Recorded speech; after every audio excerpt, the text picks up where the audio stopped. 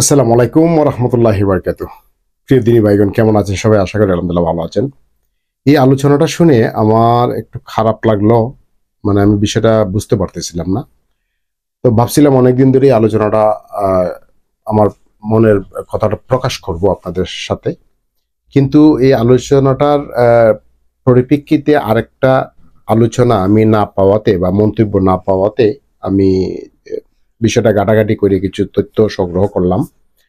এখন আমি আরেকজন শায়েকের ঠিক তাদের লেভেলেরই আমি আরেকজনের আলোচনা পাইলাম, পরে বিষয়টা আমি আপনাদের সাথে নিয়ে আসছি শেয়ার করার জন্যে। উনার কথাটা আমার টোটাল বুঝে পড়ে নাই। আমার একদম মানে আমার পছন্দ হয় নাই। কারণ তিনি কি বলছেন একটু শুনি।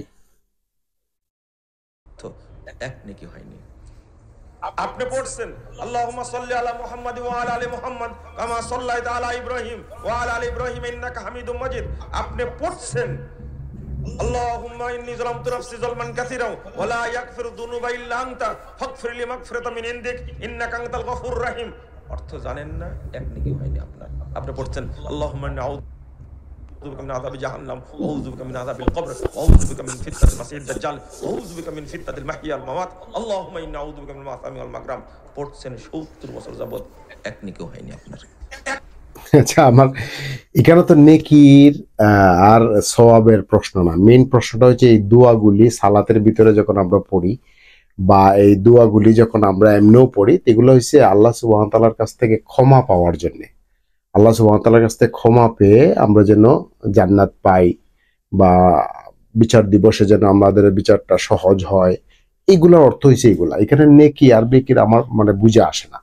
তারপরে যদি সালাতের ভিতরে আমরা জানি যে একটা সহিহ হাদিস আছে যে যারা কোরআন তেলাওয়াত সুন্দর করে পড়তে পারে কারিয়ানার মতো, তারা তো 100 সওয়াব পায়।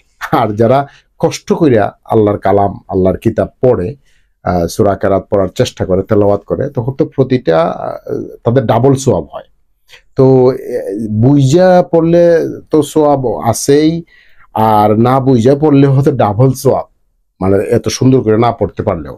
তো আপনি যে কথাগুলো বলছেন আমাদের বিষয়টা মানে বুঝে আসছে না।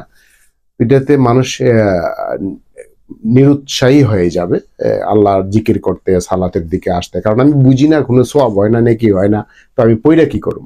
বিষয়টা এইরকম।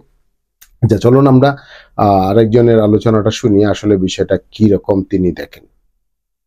সালাতের দোয়ার অর্থ জানে না, তার নামাজ হবে না, এই কথা বললে তো যে বলছে তার বাপেরও নামাজ হবে না, ওর বাপও তো জানে না, আর যে বলছে সেও জানে না ভালো করে। নাহলে না, ও কথা আমি শুনতে চাইনি। তো সালাতের এই অর্থ না জানলে নামাজ হবে না তো বড় ভুল কথা নয়? আমরা আমরা কে জানি? আমরা নিজেরা বলছি।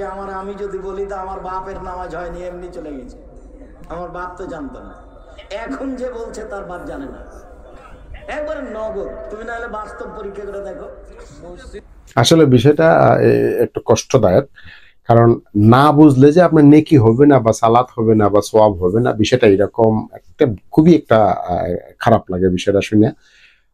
আমরা বুঝি আর না বুঝি আল্লাহ সুবহানাহু ওয়া তাআলার জিকির আমরা করব, দোয়া আমরা পড়ব, ইস্তেগফার আমরা করব, সালাত আমরা করব। আল্লাহ সুবহানাহু ওয়া তাআলা তিনি অন্তর্যামী, তিনি বুঝেন। আমার সবকিছু বুঝতে হবে, বিষয়টা এরকম না। ইদানিং আইসা তো মিডিয়ার কারণে বা মক্কা মদিনার সাথে যোগাযোগ থাকার কারণে সহি দিন আমরা ইলমের সংবাদ পাইতেছি, কিন্তু পূর্বে কিছুই ছিল না। তার মানে কি তাদের নেকি হবে না, তাদের সওয়াব হবে না? অবশ্যই হবে, আল্লাহ আলম, আল্লাহ ভালো জানেন। তবে আমরা দোয়া করব এইসব আলোচনা থেকে যেন আমাদের ফিরে আসেন, আমাদের এই আলেম ওলামারা ফিরে আসেন, ভ্রান্ত এসব আলোচনা করে মানুষের মনে কষ্ট দেওয়া এবং মানুষকে নিরুৎসাহিত না করার জন্য বিনীত অনুরোধ জানিয়ে আজকের আলোচনা এখানে শেষ করলাম। আল্লাহ হাফেজ। আসসালামু আলাইকুম ওয়া রাহমাতুল্লাহি ওয়া বারাকাতুহু।